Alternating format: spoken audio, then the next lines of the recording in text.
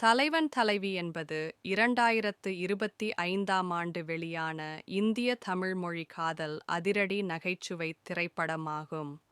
இதை பாண்டிராஜ் எழுதி இயக்கியுள்ளார். சத்யஜோதி பிலிம்ஸ் மற்றும் விபின் அக்னிஹோத்ரி தயாரித்துள்ள இந்த படத்தில் விஜய் சேதுபதி மற்றும் நித்யா மேனன் ஆகியோர் முக்கிய வேடங்களில் நடிக்கின்றனர். இந்த படம் ஆகஸ்ட் 2024இல் VJS 51 என்ற தற்காலிக தலைப்பில் அதிகாரப்பூர்வமாக அறிவிக்கப்பட்டது. ஏனெனில் இது சேதுபதியின் 51வது படமாகும்.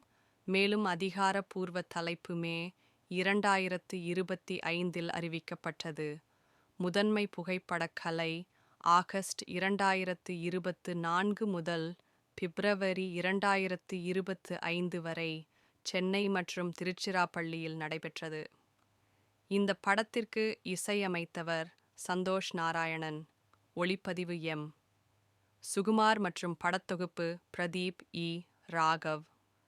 தலைவன் தலைவி திரைப்படம் ஜூலை 25, 2025 அன்று திரையரங்குகளில் வெளியிடப்பட்டு விமர்சகர்களிடமிருந்து கலவையான விமர்சனங்களை பெற்றது மற்றும் பாக்ஸ் ஆபிஸில் வணிக ரீதியான வெற்றியை பெற்றது. சவீரன் தனது குடும்பத்தினருடன் சாலையோர உணவகம் நடத்தி வருகிறார். இரட்டை பட்டம் பெற்ற அரசி பேரரசி என்பவருடன் அவருக்கு நிச்சயதார்த்தம் நடந்துள்ளது. மேலும் இரு குடும்பங்களும் இந்த திருமணத்திற்கு ஒப்புக்கொண்டுள்ளன.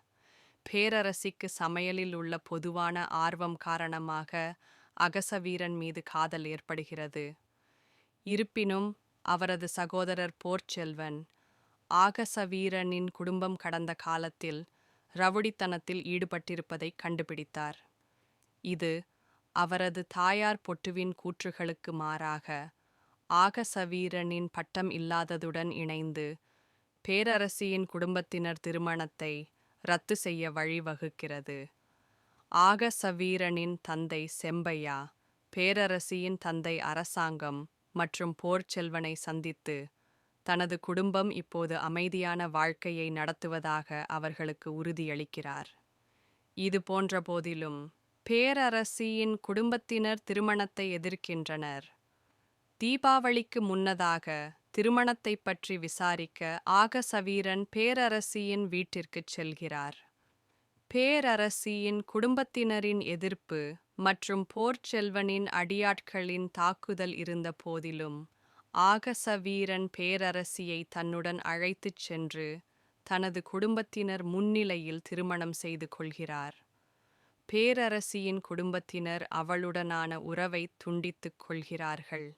ஆனால் மாதங்களுக்குப் பிறகு அரசாங்கம் அவளை மன்னித்து குடும்பம் மீண்டும் ஒன்றிணைகிறது.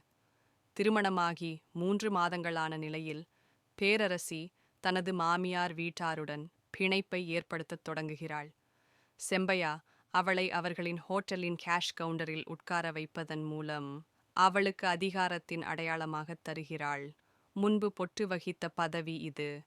இதனால் அவள் அவமானப்படுத்தப்பட்டதாக உணர வைக்கிறது. உணவகம் ஒரு ஹோட்டலாக விரிவடையும் போது அது பேரரசி ஹோட்டல் என்று மறுபெயரிடப்படுகிறது. இது ஆகசவீரனின் சகோதரி ராகவர்த்தினியில் பொறாமையை தூண்டுகிறது. பழிவாங்கும் விதமாக அவள் கேஷ் கவுண்டரை எடுத்துக்கொள்கிறாள். பேரரசியை பணியாளராக பணிபுரியவும் மேஜை சுத்தம் செய்யும் கடமைகளை செய்யவும் பணிபுரிகிறாள். இது போன்ற போதிலும் ஆகசவீரன் மீதான அன்பினால் பேரரசி தொடர்ந்து கடினமாக உழைக்கிறாள்.